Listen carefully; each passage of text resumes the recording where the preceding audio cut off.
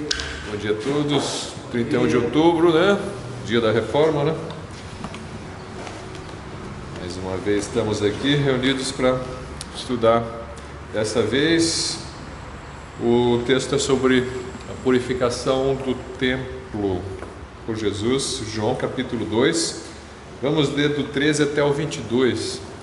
João 2, 13 a 22.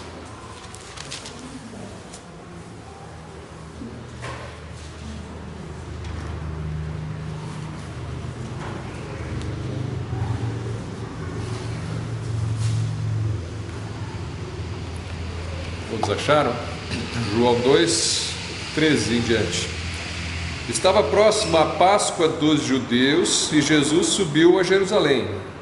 E achou no templo os que vendiam bois e ovelhas e pombos e os cambistas assentados. E tendo feito um açoite de cordões, lançou todos fora do templo, também os bois e ovelhas, e espalhou o dinheiro dos cambistas e derrubou as mesas. E disse aos que vendiam pombos: tirai daqui estes, e não façais da casa de meu pai casa de venda. E os seus discípulos lembraram-se do que está escrito: o zelo da tua casa me devorou. Responderam, pois, os judeus e disseram-lhe: que sinal nos mostras para fazeres isto? E Jesus respondeu e disse-lhes: destruí este templo e em 3 dias o levantarei.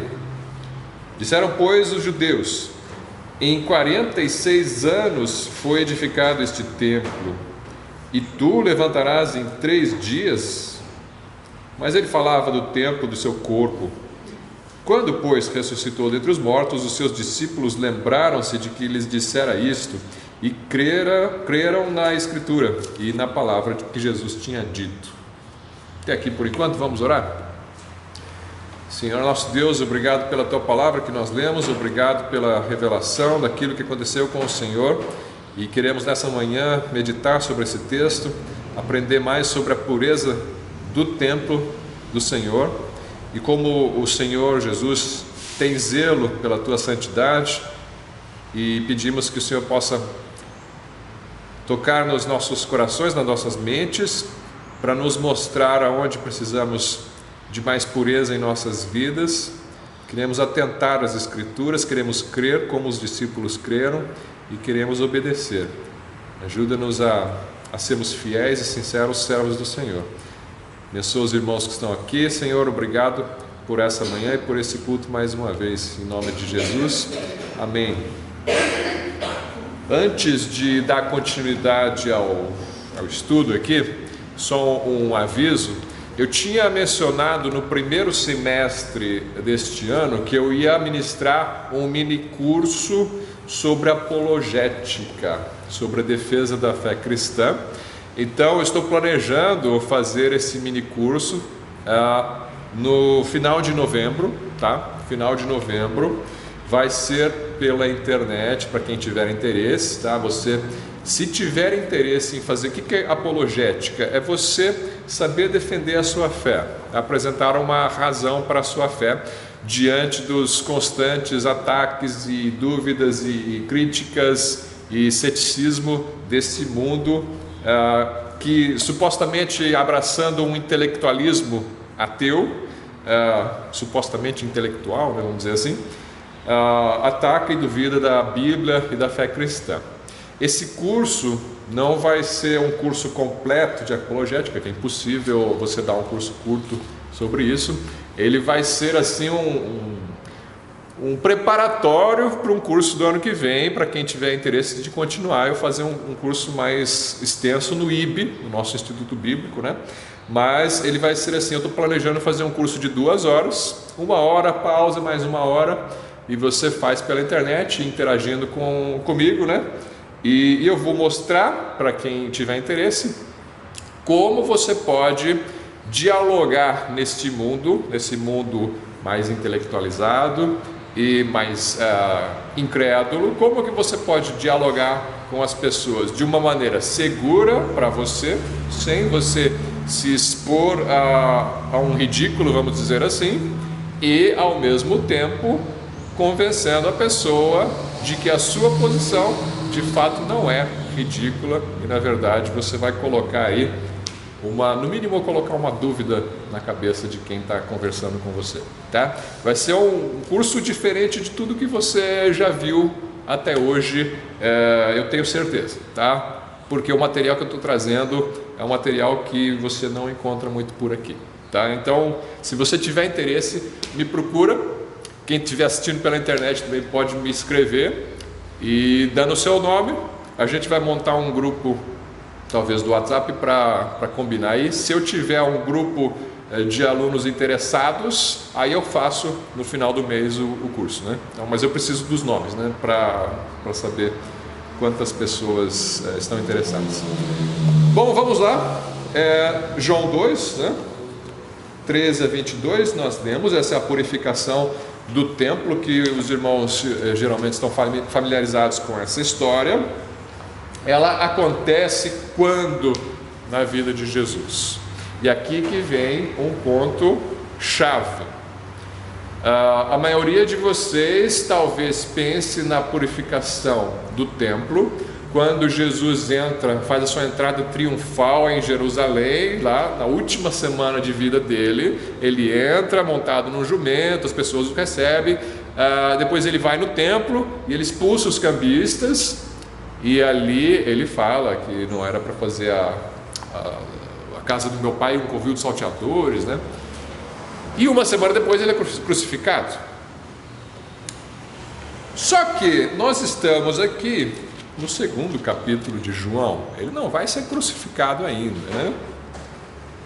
O que está acontecendo aqui? Nós vimos então que isso aqui acontece em sequência às bodas de Caná da Galileia, que foi o primeiro milagre que Jesus fez publicamente, né? Transformou água em vinho. Um milagre, um controle sobre a natureza aí.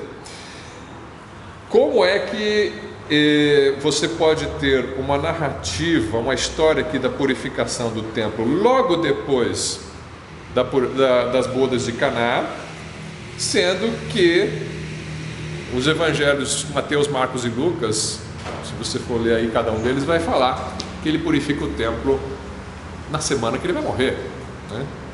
Então aqui você tem uma questão para ser resolvida. A gente sabe que essa história de João não está fora da ordem cronológica, vamos dizer assim. Ele podia ter inserido a história fora da ordem, né? Tudo bem, aconteceu no fim da vida dele, eu vou colocar aqui no começo do livro, porque eu acho meio importante assim falar disso agora, né? Poderia ter feito isso, mas não é o caso, porque no versículo 12, que eu não li, né? Fala assim: a gente acabou de ler a história de Caná da Galileia, versículo 11, né? Jesus principiou assim os seus sinais em Caná da Galileia e manifestou a sua glória, os seus discípulos creram nele. Depois disto, desceu a Cafarnaum, que era uma cidade maior ali perto, né? Ele e sua mãe e seus irmãos. Cadê o pai? De novo, não está o pai aqui, né? Não está José, possivelmente já tinha morrido. A Bíblia nunca fala da morte de José, mas aparentemente ele já não estava mais com eles. Foi ele, sua mãe e seus irmãos mais novos, né? E seus discípulos. Quantos discípulos? Quais discípulos? Talvez aqueles que ele já tinha, a gente mencionou na semana passada, né? Pedro, André, Tiago, João, Natanael ali, né? Mas enfim, João a gente não sabe, né? A gente inferiu que João estava no meio, né? Aí você tem eles indo, esses discípulos, talvez estes, não, talvez outros, né? Não menciono os nomes aqui, talvez havia outras pessoas que o seguiam, que estavam ali, não sabemos quem são esses aqui. Versículo 12 então diz: e depois disso desceu a Cafarnaum, ele e a sua família, né, os seus discípulos, e ficaram ali não muitos dias, e estava próxima a Páscoa dos judeus. E aí começa a narrativa da purificação do templo. Então foi não muitos dias depois das bodas de Caná da Galileia. Compara isso aqui, olha só. Eu vou ler só o versículo, de novo, o versículo 16, talvez. 16. E disse aos que vendiam pombos: tirai daqui estes, e não façais da casa de meu pai casa de venda. Na minha tradução diz assim: não façam isso, vocês estão fazendo. Agora dá uma olhada no Lucas. Mateus, Marcos e Lucas também contam a purificação do templo, mas dá uma olhada no Lucas 19, versículos 45 e 46. E entrando no templo, bom, mas aqui já é no fim da vida de Jesus, tá? Aqui é fim do capítulo 19 de Lucas, né? Ele já está aí na última semana. Se você for ler o contexto, você vai ver que ele entra em Jerusalém sendo aclamado, e ele vê a cidade, versículo 41, né? Vendo a cidade, chorou sobre ela, Jerusalém, no fim da vida dele, né? E aí ele diz no versículo 45: e entrando no templo começou a expulsar todos os que nele vendiam e compravam, dizendo-lhes: está escrito, a minha casa é casa de oração, mas vós fizeste dela covil de salteadores.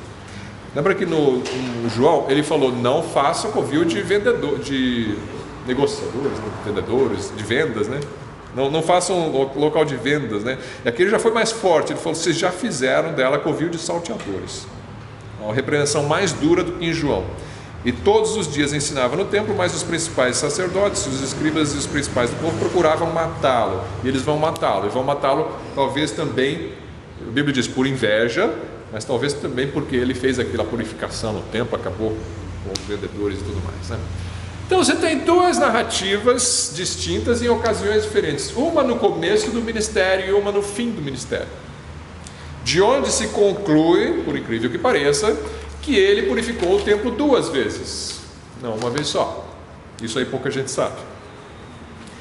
Então houve duas purificações, uma no começo do seu ministério, e uma pouco antes de morrer. Ele volta no templo, vê que o sistema tinha se formado novamente e ele expulsa todo mundo. Isso não é muito comum as pessoas falarem isso, que houve duas purificações do templo. Então eu fui consultar aí os teólogos ao longo da história da igreja para saber o que eles falam a respeito disso. Será que isso aqui é uma ideia moderna, né? Ou será que eu estou entendendo errado o texto? Aí eu fui lá, bem antigo lá, né? Agostinho de Hipona, né? Século IV. Fui lá na Idade Média, Tomás de Aquino. Fui lá na Reforma, Calvino. Fui lá no século XX, John MacArthur, Thomas Constable, outros comentários. Todo mundo concorda, não houve duas purificações. Não houve uma purificação só do templo. Houve duas purificações do templo. Uma no começo do ministério e outra no final do ministério. Tá? Então, o único que menciona a do começo é João.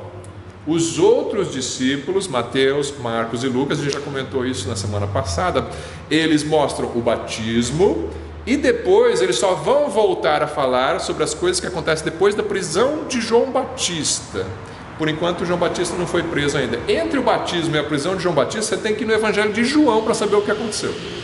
Só João que conta as coisas que aconteceram entre o batismo de Jesus e a prisão de João Batista. Tá interessante a gente prestar atenção nessas coisas quando está fazendo a leitura bíblica, tá? Senão você pensa assim, isso aqui é uma contradição, né? Porque um fala que foi no começo, o outro fala que foi no fim. Não, não é contradição. São duas purificações do templo. Bom, aí vamos então para João 2,13. Estava próxima a Páscoa dos judeus e Jesus subiu a Jerusalém. O fato dele falar a Páscoa dos judeus mostra para nós que a maior parte do público inicial que leu esse livro não era judeus. João escreveu mais para gentios, porque senão ele não ia falar a Páscoa dos judeus, né? Ele ia falar a Páscoa, né? Se ele estivesse escrevendo para judeus, ele ia falar a Páscoa. Isso mostra também que os gentios não celebravam a Páscoa dos judeus, né? E nós também não celebramos. Nós não somos judeus, nós não celebramos a Páscoa dos judeus, né? Onde eles comem ali o cordeiro, onde eles têm a celebração para lembrar da saída do Egito, né? O êxodo. Nós não fazemos isso, os cristãos gentios também não faziam, não tem nada errado. Alguns hoje falam, vocês cristãos estão em pecado porque vocês não guardam as festas do povo de Deus. De fato a gente não guarda, A gente não guarda a Páscoa dos judeus, ele tem uma Páscoa nossa para lembrar a ressurreição de Jesus, mas não é como a deles, não é nem na data deles. A gente não guarda a festa dos tabernáculos, a gente não guarda a festa da lua nova, etc. Então, não guardamos. E o público que leu isso aqui da boca da pena, da escrita de João, também não guardava a Páscoa dos judeus. Ele menciona, olha, é a Páscoa dos judeus. E Jesus guardava, o Messias guardava, porque ele era judeu, estava debaixo do judaísmo. E ele fala, Jesus como um bom judeu, todos os judeus tinham que ir para a Páscoa em Jerusalém.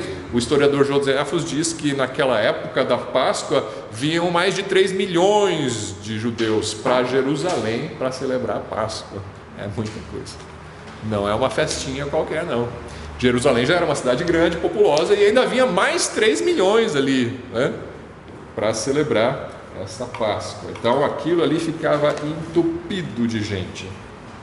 E é ali que Jesus vai fazer essa purificação do templo. Imagina o barulho que não deu nessa cidade. O que esse homem está fazendo? Purificando o templo, jogando caixas e moedas no chão, expulsando animais e bezerros e carneiros. Oi.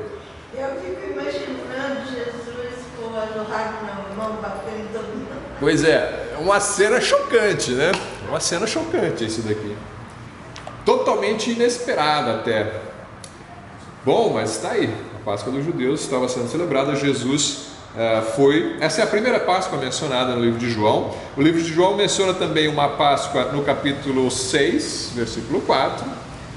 E também menciona uma Páscoa a partir do capítulo 11, lá no fim da vida. Então são 3 Páscoas mencionadas por João, de forma que a gente sabe por causa disso que o ministério de Jesus depois do batismo ele dura pelo menos 2 anos e alguns meses. A gente sabe que ele esteve ministrando pelo menos 2 anos e alguns meses. Não é dita a data que ele foi crucificado, não é dito a idade que ele tinha quando foi crucificado. A gente sabe que ele foi batizado com cerca de 30 anos, porque está escrito em Marcos. E a gente sabe que ele passa por 3 Páscoas pelo menos. Pode ser que tenha outra, mas pelo menos 3 Páscoas são mencionadas em João. Alguns acham que a festa que é mencionada em João capítulo 5, versículo 1, não diz que é a Páscoa, diz que ele foi em Jerusalém em uma festa. Alguns acham que aquilo é uma 4ª Páscoa, de forma que ele teria ministrado durante 3 anos e meio. Essa é a tradição católica, 3 anos e meio é a duração do ministério de Jesus.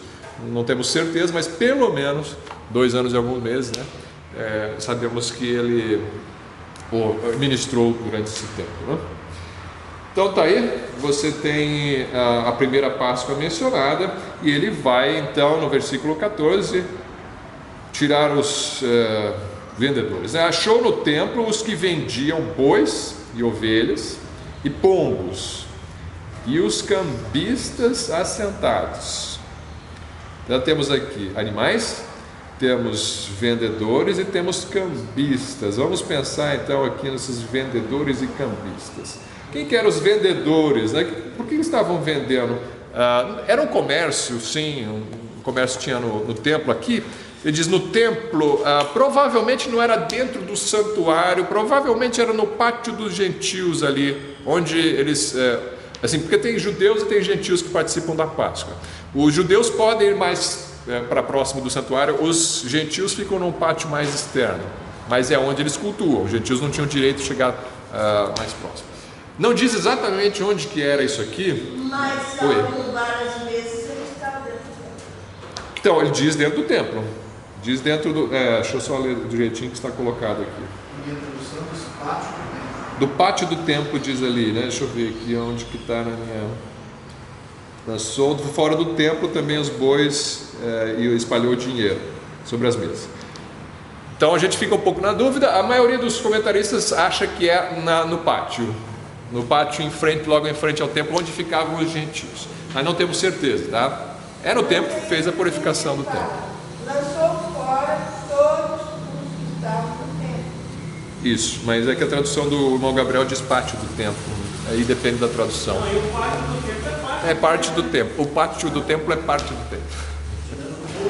Enfim. Tinha as suas divisões internas. Tinha também. Isso não é tão importante para nós. O fato é que eles estavam no lugar errado, na hora errada, fazendo a coisa do jeito errado. E Jesus vai e faz um azorrague, né? Aqui diz cordões, como que diz nessa tradução? Ele fez um açoite de cordões, né? Juntou várias cordas e fez um azorrague, tipo um chicote com muitas pontas, e ele sai virando as pontas, né? E aí ele vai então tirar vendedores e cambistas. O que são os vendedores? Então, assim, o pessoal tinha que ir sacrificar um cordeiro, né, na Páscoa. Então cada família levava um cordeiro para si. Só que imagine gente vindo de longe, de terras distantes, viajando centenas de quilômetros com os seus animais para sacrificar. Isso já é um transtorno, né? É mais difícil a sua viagem, mais lenta a sua viagem, você tem que trazer os animais. E outra, muitas vezes você ia chegar lá no templo, o sacerdote ia examinar o seu animal e ia falar: ele não está puro, ele tem uma manchinha aqui, esse aqui eu não aceito. E aí ele ia ter que comprar um outro animal ali e sacrificar. Então muitos preferiam comprar já direto no templo, por quê? Porque já sabiam que esse aqui está aceito, esse aqui já foi revistado, né? Já foi observado pelo sacerdote, ele já aprovou. Então se eu comprar no templo, já tem garantia, não perco minha viagem, né? Daí nós estamos justificando o que Jesus condenou. Não estou justificando, estou explicando o que eles faziam. Não estou falando que é o que era o problema. O problema não é eles comprarem o cordeiro, o problema é eles venderem dentro do templo, né? Se eles fizessem fora do templo, tem um comércio no quarteirão do lado, não teria problema. Só que tem um problema além desse, que eles jogavam o preço do cordeiro lá em cima, né? E outra, isso aí já é comentários que eu ouvi assim, que não estão na Bíblia. Eu não sei se é verdade, mas eu ouvi o seguinte: muitos faziam assim, chegava um sujeito que viajou com um cordeiro e mostrava o cordeiro para o sacerdote falava: não, esse aqui não serve. Ele pegava, mas faz o seguinte, você vende ele para mim baratinho, você compra um outro ali, dá de entrada para comprar um outro ali. Ele pegava o dinheiro, pegava esse cordeiro que ele rejeitou do outro e colocava para vender como um cordeiro puro depois, né? Olha, pequena dúvida, isso aí é em Israel ou no Brasil? Não está na Bíblia essa história que eu contei. Eu ouvi isso daí de gente que estuda história, né? Não lembro a fonte agora, mas é possível, né? O Jesus está falando do covil de salteadores, tinha lá, né? Isso é roubo, né? Eles tinham isso daí. Então você tem os vendedores. Oi, alguém falou? O fato de Oi. que ele está chamando de salteadores é que a gente entende que não era só que eles estavam vendendo para servir as pessoas que precisavam de animal. Eles estavam fazendo vendas ilícitas, de maneira desonesta. Assim. Além do lugar errado tinha o roubo, tinha a usura, tinha abuso no preço. E eles então têm essa parte dos vendedores, né, que faziam isso, vendiam, né, dentro do templo. O que Jesus está condenando neste momento é a venda em si. Ele não chama nesta primeira passagem de salteadores, na próxima ele vai chamar, né, no fim da vida. Aqui era bagunça. Vocês transformaram a casa do Senhor, que é um local de culto solene, vocês transformaram em comércio. Isso aqui virou uma feira. O culto o templo não é uma feira, né? Esse era o problema chave aqui, segundo a Escritura. Os cambistas, por que cambista faz? O que é cambista? Troca dinheiro. Por que tem que trocar dinheiro? Porque vinha gente de vários países, né? E aí eles tinham que comprar o animal ali. Eu vou chegar com o dinheiro da Grécia, mas aqui é dinheiro de Israel, né? Eu quero o pagamento em moeda de Israel. E com a prata pura, conforme Deus estabeleceu, né? Então você tinha duas coisas, né? Você tem a troca do dinheiro para comprar um animal ali e a troca do dinheiro para pagar o imposto do templo. Eles tinham um imposto anual que todo judeu com mais de 20 anos de idade tinha que pagar. Isso está em Êxodo. Vamos ver o Êxodo 30. Êxodo 30, 13 e 14.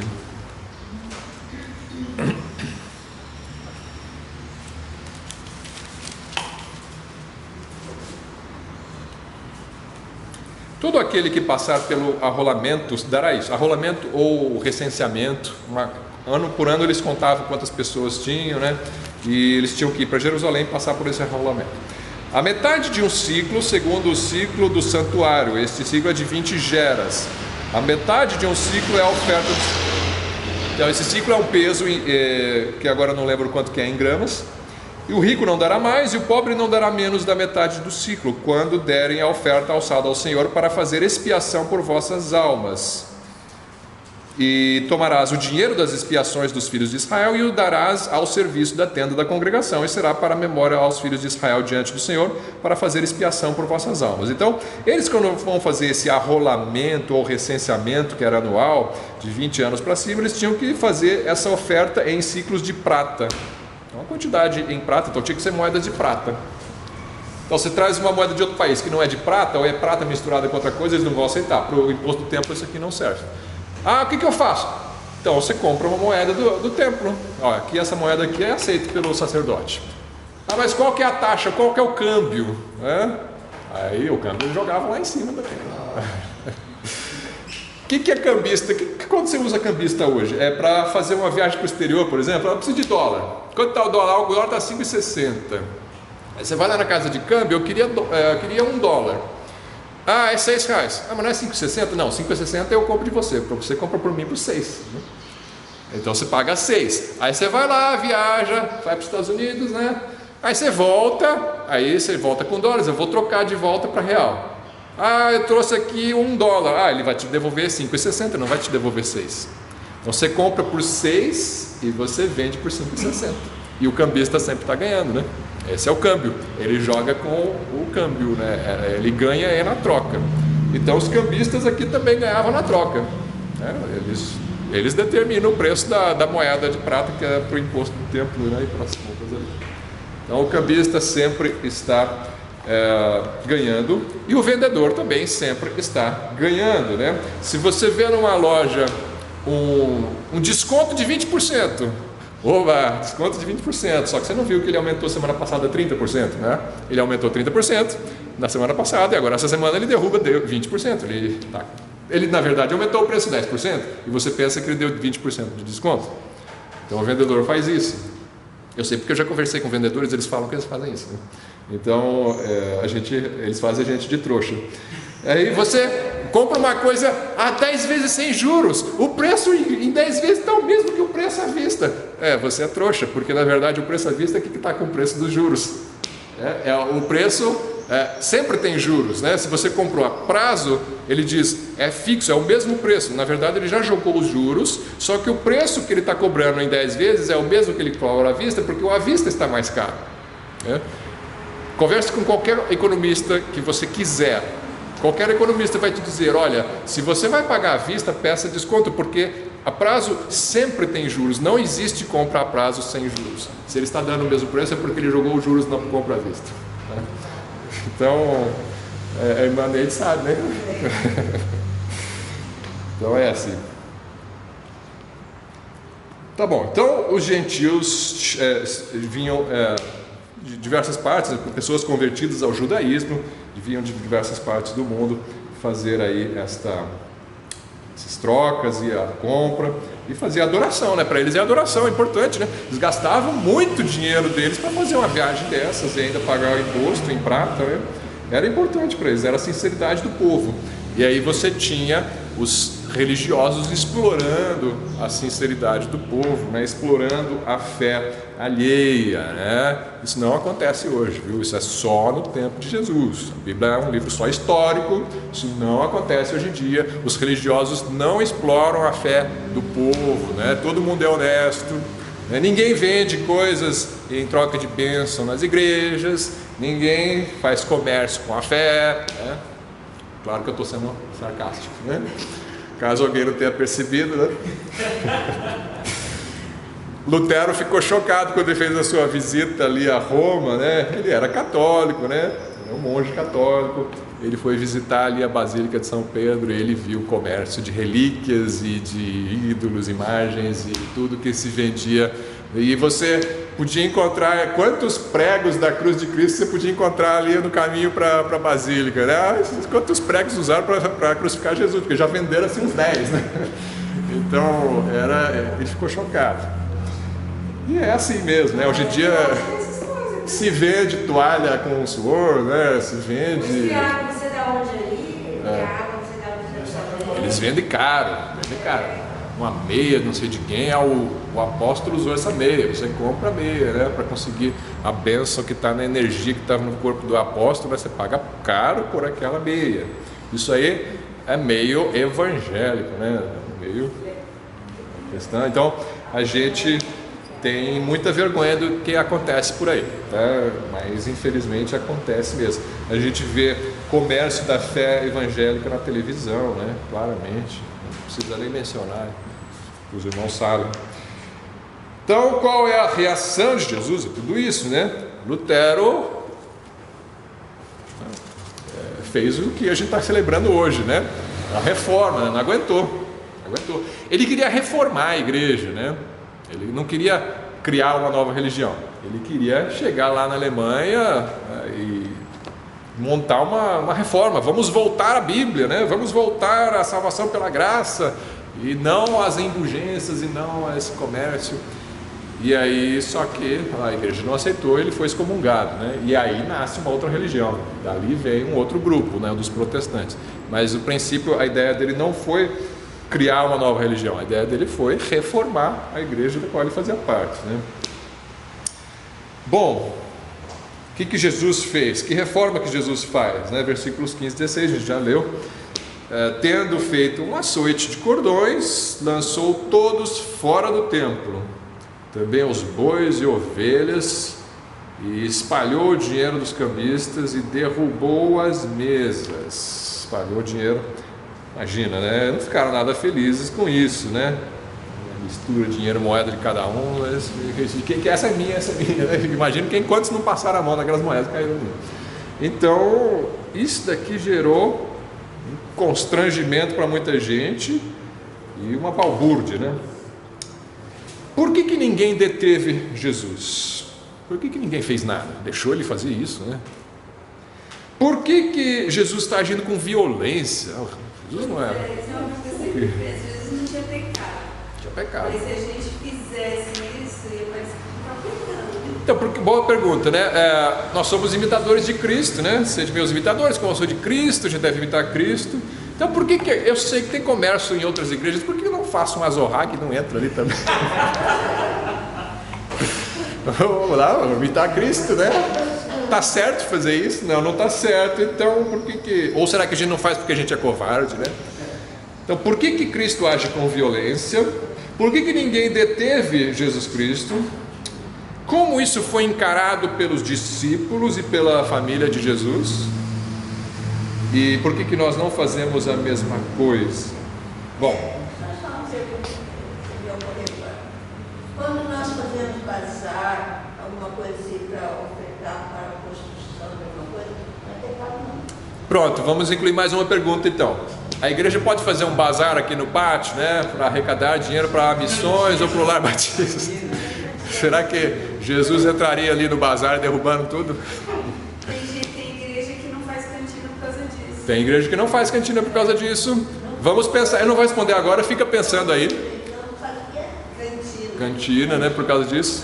Uma vez uma irmã brigou comigo lá, quando nós queríamos começar a comprar material para construir a igreja, e ela, o esposo era na direção da congregação, e ela falou, irmã, vou comprar material para montar um culto dele. Então, tem muitos irmãos até hoje, eles não gostam que haja nenhuma forma de comércio dentro de propriedade da igreja por conta disso, em momento algum. A gente vai pensar nessa questão daqui a pouco, tentar responder isso aí. Mas então vamos lá, por que nós não imitamos Jesus? Nem tudo que Jesus faz você deve imitar literalmente, nem tudo você imita literalmente. Oi.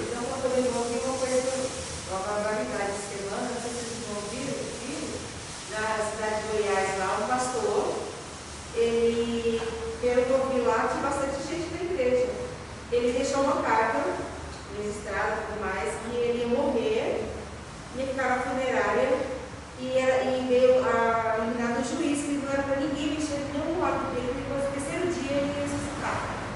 Ele morreu e ressuscitou? Morreu. Aí quando ele em frente à funerária, e quando foi 11h23, foram lá, porque está com mau cheiro, né? Ele falou que não ia ter mau cheiro, porque Deus ainda está cuidando da casa dele. Mas aí tiveram que carregar a pressa meia-noite, lá umas 40, enterrando ele. Mas ele não saiu assim 40 dias depois, pelo menos? Assim. Então, Jesus aqui falou a mesma coisa. Jesus falou a mesma coisa. Vocês derrubam o templo e eu levanto em 3 dias. Então, a resposta é: quando aconteceu, os discípulos creram, né? E se não aconteceu, ninguém creu, né? E por isso que ela está falando, a gente não tem que imitar Jesus. Também isso, né? Ele imitou Jesus, né? Ou seguir a Bíblia, né? Pois é. Agora você viu o que ele fez para morrer, né? Porque ele tomou, né? Ele ficou com tanta fé que ele tinha, ele morreu de infarto, né? De medo de morrer, ele morreu. Então, olha só. Leia Malaquias 2. Malaquias 2. Último livro do Velho Testamento, Malaquias 2. Versículo 17. Eu vou ler até o Malaquias 3:3. Então vamos começar no 2:17. Enfadais ao Senhor com vossas palavras, e ainda dizeis: em que o enfadamos? Nisto que dizeis: qualquer que faz mal passa por bom aos olhos do Senhor, e desses é que ele se agrada. Ou onde está o Deus do juízo? Assim, o povo está reclamando que Deus não faz nada contra os injustos, né? Deus não age com juízo, e Deus está cansado de ouvir essas reclamações. Qual a resposta de Deus? Versículo 1 do capítulo 3. Eis que eu envio o meu mensageiro, que preparará o caminho diante de mim. O mensageiro é João Batista, é o precursor. E mim é Jesus, né? E de repente virá ao seu templo o Senhor. Virá ao seu templo o Senhor, a quem vós buscais, e o mensageiro da aliança, a quem vós desejais. Desculpa, eu confundi aqui. O mensageiro eu creio que o mensageiro é o próprio Senhor. Aqui, se está na dúvida, leia o nosso estudo sobre o Malaquias que a gente fez no ano passado, né? Ou no começo desse ano. O estudo que a gente fez. Aqui, você falou que é João Batista. É João Batista, não é? Pronto. É porque naquela época eu estudei com mais cuidado. Essa parte aqui eu queria só lembrar a purificação do templo. E o mensageiro da aliança, a quem vós desejais, eis que ele vem, diz o Senhor dos Exércitos. Mas quem suportará o dia da sua vinda? Olha só, o Senhor vem e vem no templo, né? Que ele fala, vem virar o seu templo. Só que vocês não vão suportar a sua vinda, né? Quando ele aparecer, porque ele será como um fogo do ourives e como o sabão dos lavandeiros, e assentar-se-á como fundidor e purificador da prata, e purificará os filhos de Levi, e os refinará com ouro e com prata. Então ao Senhor trarão oferta de injustiça. Isso aqui é o que o Senhor vem fazer quando ele vem no templo. Tem um sentido profético para o fim dos tempos, né? Quando ele vai voltar para reinar também. Mas quando ele vem com essa autoridade aqui, porque ele é esse Senhor. Então, ele é o Senhor, você não é o Senhor. Então você não pode entrar na igreja dos outros e sair batendo em tudo, porque você não é o Senhor. Jesus, o Senhor, pode entrar na sua própria igreja, na casa do seu Pai, e purificá-la, tá? Então nem tudo que Jesus faz, você faz, porque você não é o Senhor, tá? Mas ele é o Senhor, e até com violência, sim, ele é o Senhor. Ele traz essa justiça aqui, que o povo estava reclamando, Deus não faz nada, né? Não, ele vai fazer, ele faz. Ele é juiz, você não é. Então você não age com violência para purificar o templo, por quê? Porque você não é o juiz. Jesus é o juiz e é o Senhor, então ele age. Todos nós queremos justiça, né? A gente não quer um mundo sem justiça, onde ninguém faz nada. Só que não somos nós que vamos fazer, então Deus vai fazer. Tem os juízes deste mundo que fazem, que põem as pessoas na cadeia, né? Tem o juiz de toda a terra que vai fazer, que vai lançar no inferno. Então, violência faz parte de justiça, só que tem que ser feito conforme a lei.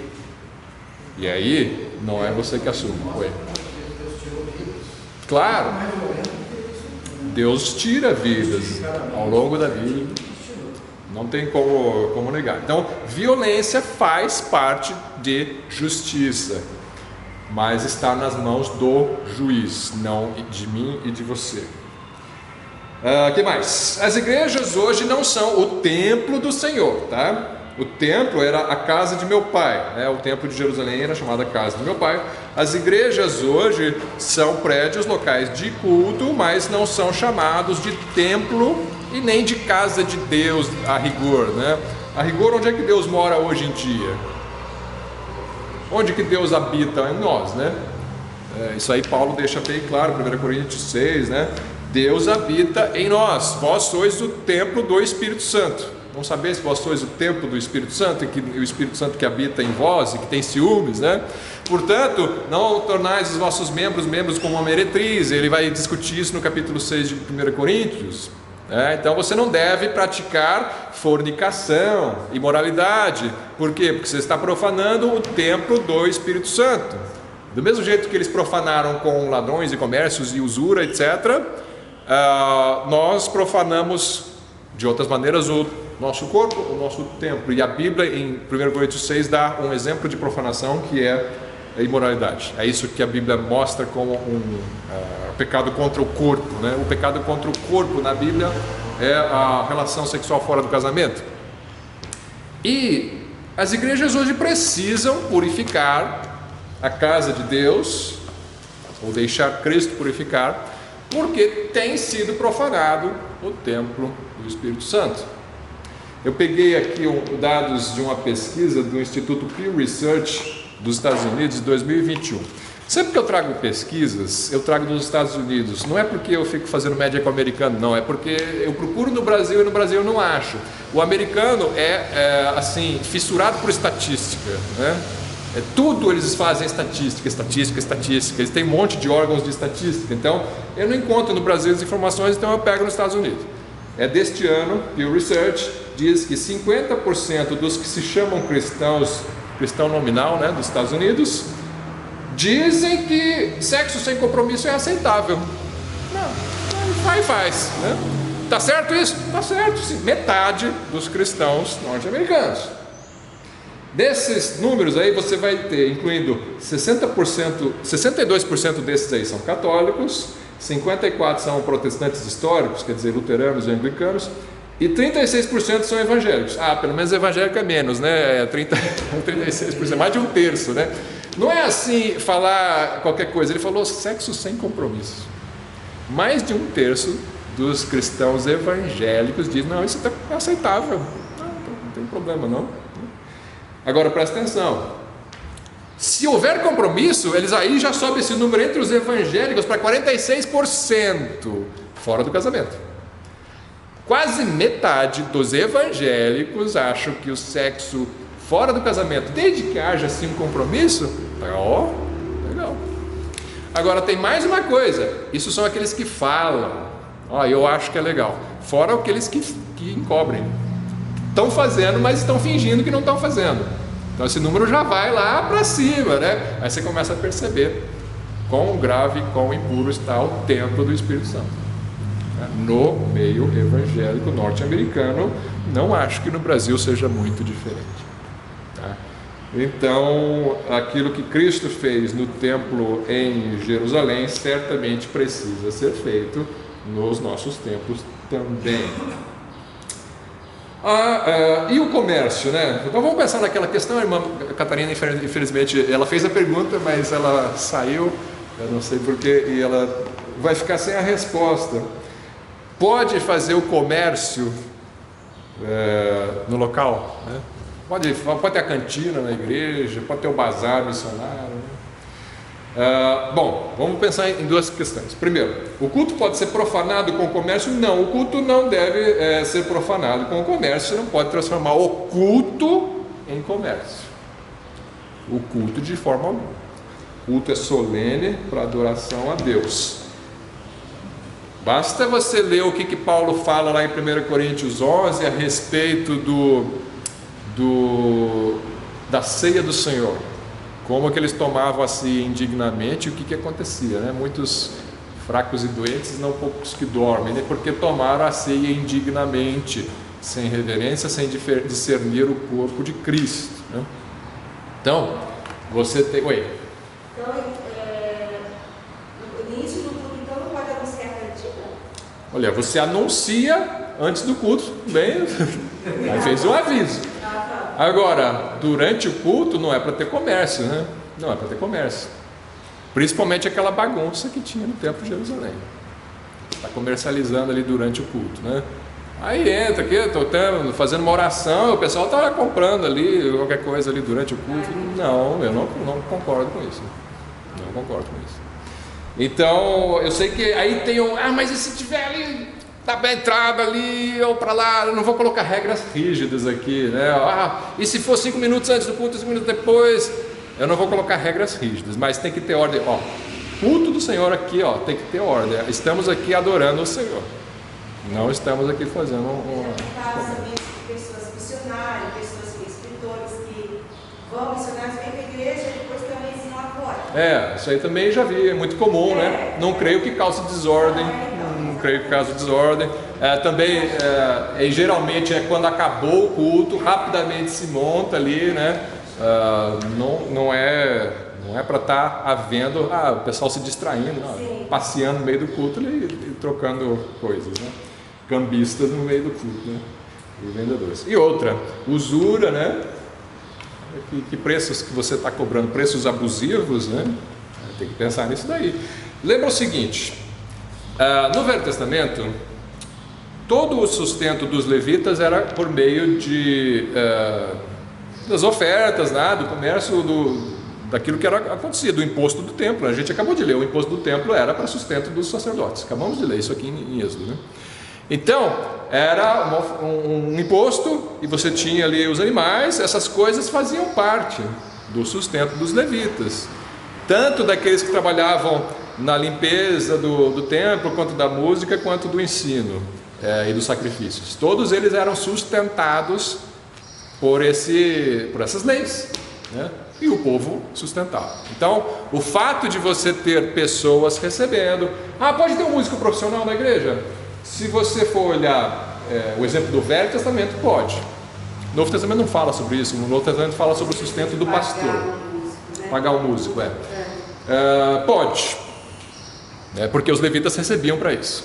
Então, no Novo Testamento, a discussão... Não havia levitas. No Novo Testamento é um outro regime, né? Você tem ali o obreiro sendo sustentado. Paulo usa isso explicitamente para justificar que o obreiro deve ser sustentado pela igreja.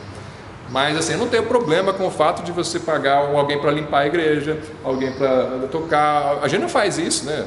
A gente serve, eu sirvo, outros servem de graça. Mas não é errado quando você tem pessoas sendo pagas para isso, tá? Agora, é abusivo, é um negócio, é extorquindo as pessoas para conseguir sustentar salários altos, né? Tem gente que vive disso, precisa viver disso, né? Agora, tudo isso tem que ser levado em conta. E decência e ordem, reverência, é culto, né? Isso aí tem que ser muito claro. E vida espiritual. Oi. Tem várias igrejas que eu conheço que eles contratam um músico para tocar na igreja, independente de ser crente. Aí já não concordo. Completamente. Porque você está contratando uma pessoa qualquer. Se você for usar o exemplo do Velho Testamento, é levita, né? Purificado, consagrado, com sangue ali na separação dos levitas, era todo mundo. Aí não para ele não está louvando, né? Para começar. Aí fica estranho, o líder do louvor não está louvando, porque ele não é nem crente, né? Agora, o que é pior? É isso aí? Ou é um que é crente, mas tem a vida toda imoral e está ali regendo bonito, né? E falando bonito, né? Aí é pior ainda. Mas enfim, casa de meu pai. Interessante Jesus falar sobre a casa de meu pai. Por quê? Porque na época você tinha gente já dali dos primeiros séculos, na época de João, que dizia que o Deus do Velho Testamento era mau e que não era pai de Jesus. O Deus do Novo Testamento que é bom e que é o pai de Jesus. Jesus já desmente, isso são os maniqueístas, gnósticos, eles falavam isso. Jesus já desmente isso de cara, é casa do meu pai. O pai lá, quem construiu esse templo aí foi o Deus do Velho Testamento, né? Que era aqueles que vocês dizem que era mal, né? Não, é o meu pai, é o mesmo, né? Não tem outro Deus, não, é o mesmo, é o caso do meu pai. Versículo 17, sim, outra, eu esqueci de falar. E o bazar, né? O local não é santo, ó, isso aqui, ó, pátio, o templo, o local não é santo, o culto é santo. Acabou o culto, durante a semana, precisa fazer um evento aqui dentro. Esse templo aqui não é terra santa que você tem que tirar a sandália para entrar. Isso aí é o templo de Jerusalém, sim. Esse aqui não, né? Esse aqui é que é a casa de Deus, tá? Mas aqui você precisa fazer um evento, tirar os bancos, fazer alguma coisa, não tem esse problema, tá? Não tem problema nenhum com isso. Outra coisa, a cantina lá depois do culto, acabou o culto. Cantina para quê? Para levantar a oferta para o missionário, né? Não é para enriquecer cambista e vendedor, né? É oferta missionária. Então isso aí também não vejo problema. Sei que tem irmãos que vão discordar, tá? Isso aí você tem que estar aberto a isso e respeitar a opinião. Sim, você quer ter uma igreja que não tem nada disso, eu respeito. O importante da igreja é que a igreja não precisa de nada disso. Na Bíblia a igreja não precisa de nada disso. A Bíblia precisa de oração, louvor, estudo da palavra de Deus, né? O resto, ofertas. Mas comércio de alguma coisa para levantar uma verba é opção. A igreja teve a opção, optou por isso. A igreja responde então em como fazer isso com decência e ordem. E fica uma coisa assim também ruim para a gente, porque você faz alguma coisa para a igreja, eles têm uma contrapartida. Você vai comer alguma coisa, você faz. Se for uma oferta só para trazer, aí não faz. Ah, sei. Isso também chato, tem. né? Eles têm alguns benefícios. E versículo 17: o zelo da tua casa, os discípulos viram isso, eles se lembraram, o zelo da tua casa me devorou, me consumiu, dizem algumas traduções. Isso aqui é uma citação do Salmo 69. Vamos ver rapidamente o Salmo 69, temos 5 minutos aqui. Salmo 69, versículo 9.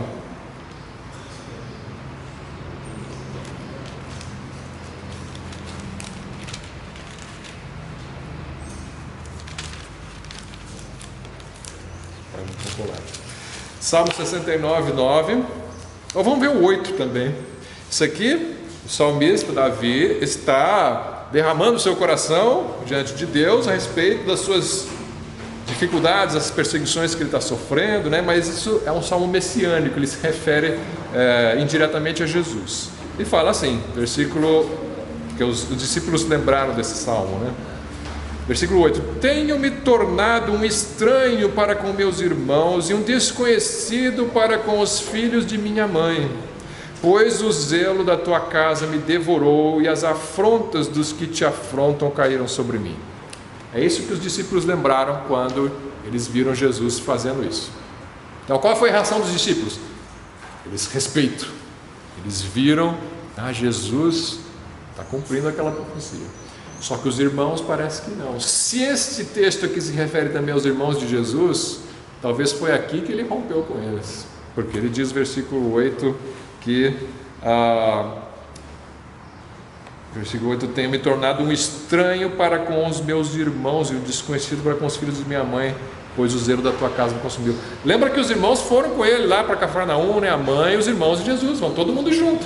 Jesus vai para Jerusalém, faz isso, talvez os irmãos ficaram com vergonha. A gente sabe que depois está escrito que nem os seus irmãos criam nele. Quem que ele pensa que é chegar no templo em meia da Páscoa e sair derrubando as coisas assim, né? Então a Bíblia diz no Novo Testamento que os irmãos não criam nele, até depois no final eles vão se converter, a história mostra, mas no momento eles não criam. E se a gente tomar o Salmo como sendo aplicado também aos irmãos dele, pode ser que seja, né? Então os irmãos talvez se escandalizaram a partir daqui, porque quando está começando o ministério, né? Enquanto ele transformou água em vinho, tudo bem, legal, vamos tomar vinho, né? Mas essa da Páscoa foi demais. Essa aqui já foi. Mas os filhos da minha mãe, ele fala, né? Então, com certeza.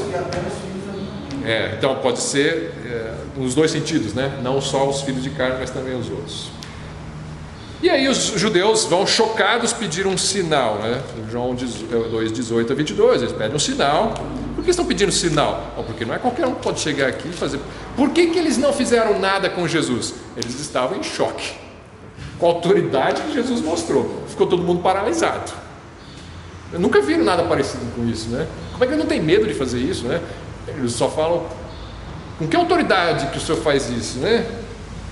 E ele fala, no versículo 18, 19, Jesus respondeu e disse-lhes: destruí este templo e em 3 dias o levantarei. Aí que eles não entenderam mais nada mesmo, né? Esse destruir aqui não é passado da primeira pessoa, aqui é o futuro, não, é imperativo da segunda pessoa do plural, destruí vós, é isso que ele está dizendo. Não estou falando eu destruir, ele está falando destruí vós esse templo e eu reconstruirei. Então destrua isso aí, esse quer o sinal, então destrói o templo que eu reconstruo em 3 dias, pronto, esse é o sinal. Claro que a linguagem era figurada, porque eles sabiam que eles não iam destruir o templo, né? O seu próprio templo, mas eles não entenderam. Eles perguntam, disseram pois os judeus, estava falando sobre a morte dele. já estava indicando, o sinal virá, mas não agora, daqui a uns 3 anos vocês vão ver o sinal, né? E eles falam, em 46 anos foi edificado esse templo. Parece que Herodes começou a construir 20 anos antes de Cristo. Ele começou aí, ou por cerca disso aí, ia dar, então aqui você tem aí 46, então 26 anos e mais algumas, assim, ele estava ainda em construção. A idade exata de Jesus a gente não tem. Parece que Herodes começou a construir cerca de 20 anos antes de Cristo. Não precisa calcular mais ou menos a idade de Cristo, né? Mas não dá para ter uma exatidão muito grande, né? Enfim, foi levado 46 anos aí para chegar nesse ponto, né? Bom, e aí ele estava falando do tempo do seu corpo, diz o 21, e aí quando ele ressuscitou, os discípulos creram nele e creram nas Escrituras. Provavelmente ele está se referindo a Isaías 53, que fala da morte e ressurreição do Messias. Finalizando então, o templo era este de Jerusalém e houve uma purificação. A partir da morte e ressurreição de Jesus, o culto começa a sair do templo e começa a ir em qualquer lugar, como Jesus falou para a mulher samaritana: hoje é em Jerusalém, mas chegará um tempo, e agora né, que nem em Jerusalém, nem em Samaria, mas em espírito e em verdade, né? Em todo lugar que você estiver, em espírito e em verdade, o seu templo do Espírito Santo, você deve apresentar, como Paulo fala, os seus corpos em sacrifício vivo, santo e agradável ao Senhor, que é o vosso culto racional. Então essa é a nossa purificação, essa é a purificação que a gente quer. A gente quer sim zelo e solenidade no culto, ordem, temor a Deus, e no templo interno nós queremos pureza, né? Qual é a purificação pessoal que você precisa na sua vida? Entrega, deixa Jesus ir purificando, né? Vasculhe o seu templo e veja o que falta ser purificado, o que precisa ser sacrificado a Deus, né? Vamos encerrar com uma oração. O Manuel pode orar para a gente? Senhor Deus, te agradecendo, Pai, pelo aprendizado desta manhã, Senhor, esse privilégio que eu tenho conseguido, nós te agradecemos. E pedimos que continue abençoando esta EBD, cada participante, os professores, as crianças, Senhor. Nós pedimos também, Senhor, que continue dando saúde a cada um de nós, para continuar frequentando, participando da tua casa, os cultos de orações, à noite na pregação do Evangelho, na EBD. Continue conosco, nos fortalecendo e nos dando livramento. Obrigado pela nossa vida, de nossos familiares, de todos quantos nós chamamos de irmãos. Obrigado por tudo, em nome de Jesus. Amém. Amém. Só lembrando, irmãos, não esqueçam de me procurar se tiverem interesse no curso de apologética. Isso não é comércio, o curso é de graça, os meus vídeos não são monetizados.